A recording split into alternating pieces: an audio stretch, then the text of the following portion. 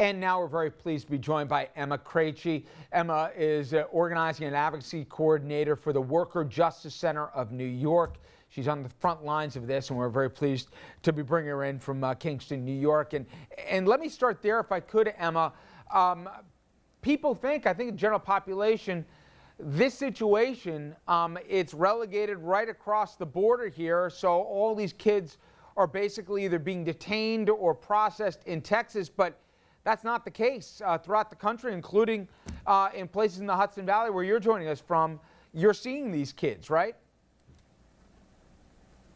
Yeah, first of all, thank you for having me today, Richard. We are seeing unaccompanied minors in our community here in upstate New York. So as you mentioned, a lot of these kids are being detained right at the border. They're being processed and put in removal proceedings. But once they are processed, they are put into the custody of the Office of Refugee Resettlement. So they're generally put in shelters until they can be reunited with members of their family who already reside here in the United States. And that's the point at which we're starting to see these young people in our communities. So here in Kingston, we have a pretty substantial Central American community, a very vibrant immigrant community. And so a couple of months ago, I guess back in March, is when I started to see families coming in trying to figure out how to get their kids into their custody once they were processed and put in removal proceedings pending their immigration court dates. And so I, at that time, really didn't know what to do or what to make of the situation, but I certainly, over the course of several weeks, saw a number of these cases, and I realized that there was something big going on, that this wasn't just an isolated incident. So I kind of became tuned into it a little bit before it became a national story, just trying to help these families really navigate the immigration system, understand how all these different agencies interact, what to do once their kids are back in their custody and pending removal proceedings, getting them enrolled in school, all of these different elements. So I've really been learning about this process in real time with these families as I've tried to accompany them through the process. Emma, could you put a face on this? We've seen the numbers here, but give an idea of the range of ages of kids that are coming through your door here and where they're coming from. Yeah, I mean, most of the cases that I've seen have been high school age students, so 14, 15, 16, 17 in that range, although I know that there are younger children also arriving, but the majority of cases I've seen have been in that high school age range. From El Salvador, Guatemala, and Honduras primarily, which I think is in keeping with the national trends. And of course, these are Central American countries that have dealt with a long history of political instability, a long and unfortunately escalating situation of violence associated with drug trafficking, of violence associated with internal conflicts, and certainly the U.S. has played a role in some of those internal conflicts over the years.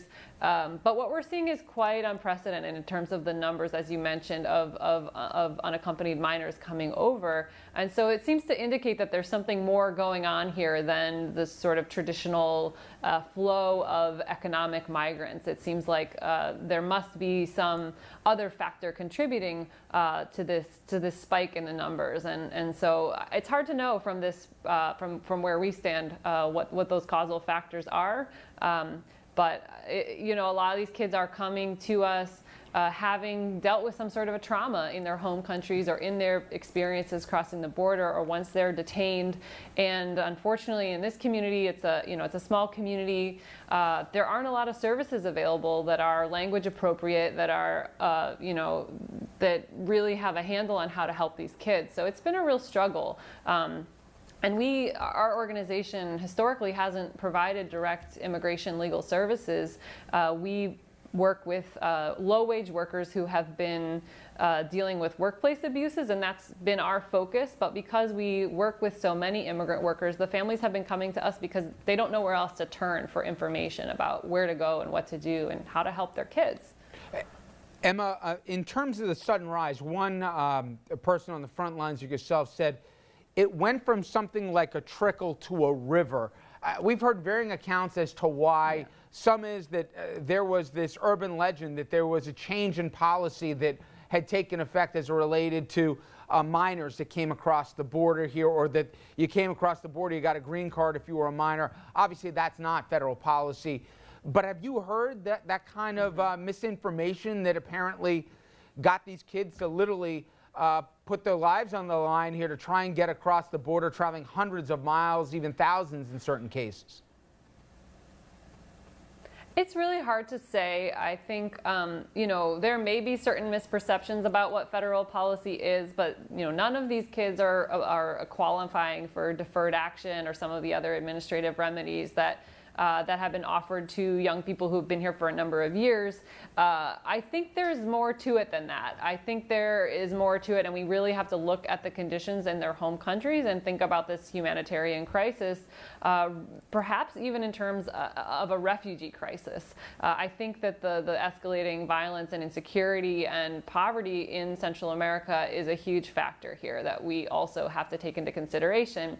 I think there are those who really are interested in painting this crisis as part of a failure of immigration enforcement. And I think it's interesting because, in fact, the Obama administration has deported more people than any administration prior. So I'm not sure. I know that debate gets very, very politicized, but I think there are other factors that we also have to take into account here. Emma, you talked about a few of the common factors you've seen. Kids escaping violence, economic instability, or trying to get reunited with a parent that come across. There's going to be people at home who say, time out here. Got a tough economy going on right now. Tens of thousands of kids flown across the border, and the tab's going to have to be picked up by the American taxpayer here. This is crazy. Try to put a human face on these kids that are coming across and what we'd be sending them back to if, in fact, we deported them all. Yeah. Well, I'm not on the ground in Central America, but I have spent some time. Spent some time in Central America, so I have some idea of some of the dangers that these kids are facing. I mean, you can only imagine how bad it's got to be for a parent or a grandmother or an aunt or an uncle to run that risk, to say to their 11-year-old or their 14-year-old, go ahead and make this journey, which we know is a very perilous one. So I think we can only imagine how bad those conditions are in Central America for people to take that calculated risk. Talk about the reunifications when you can't actually place a kid with an aunt or a family member or a loved one. I mean, still, obviously, got all the language challenges. They'd be a new kid in school. They got the trauma they're dealing with from coming across, and let alone who knows what they ran into from when they left, they even got here. Talk about the challenges associated even with that. Yeah, I mean, and this is really where we're starting to, that's the point of entry for our organization, and we're starting to see people, the custodian, so once these young people are released into the custody out of these refugee shelters, they're put in the custody of these family members. Sometimes it's a parent, but often it's an uncle or a cousin or an older brother or an aunt, right, another family member who takes custody for them. And then they have to figure out what to do in the face of, the deportation proceedings that they're in. So they're looking for immigration legal services. Often they're looking for mental health services because of the trauma that I mentioned earlier. They are being enrolled in school, which I think we can all agree, if there are youth in the community, they need to be enrolled in school one way or the other, that's beneficial for everyone involved. But there, in this area, at least in the Mid-Hudson Valley, there is a real lack of infrastructure for this. There aren't a lot of Spanish-speaking therapists, for example, in our county, and so it's been a real challenge to connect people with those resources. Immigration legal services is a huge need. Like I said, our organization hasn't historically provided direct immigration legal services, and there really aren't any agencies who are in a position to meet this need with these types of cases, which are very particular. So some of these kids could qualify for certain immigration remedies. Many of them may not qualify and ultimately could be deported, and in fact are in deportation proceedings. But it's very hard to know how many of them will qualify or could qualify for some sort of a remedy without an immigration attorney providing them with a screening. So one of the things that we're trying to do is really do that kind of triage, right? Try to figure out how to work with local attorneys and agencies to figure out how to meet the need that's not there, because we're a small organization. We don't have the capacity to meet that need ourselves, but we're trying to do that advocacy so that we can at least know, if we're talking about victims of crime here, if we're talking about kids who've been neglected or abused, they really need to have access to those kinds of services and the opportunity to be able to stay in this country for their own safety. Not to mention cases that could possibly be eligible for asylum. So that is part of the picture here. And I think it's unfortunately when this gets kind of framed in terms of the larger immigration debate, which really, gets very, very politicized, and there can be some very vitriolic rhetoric, anti-immigrant rhetoric. But again, I think we have to remember that these are kids, and we need to think about this as a humanitarian crisis, think about them as refugees, and try to understand a little bit the conditions that they're coming from, the role that the U.S. has had in creating the conditions that they're coming from in Central America. It's a very complicated issue, I'm not going to lie. But I think we're trying to do our part here. But it's really tough in an area where there's just not a lot of services oriented towards this community to begin with. Finally, Emma, I'm sure there's some conflicted people in the viewing audience tonight. If they could spend one day as a fly on the wall in your office, do you think at the end of that day they'd say, you know what, deport the whole bunch of them, or we got to do something for these kids? We can't just say, no room at the lodge here, go back to where you came from. Yeah, I mean, what I'm seeing on a day-to-day basis is pretty heartbreaking.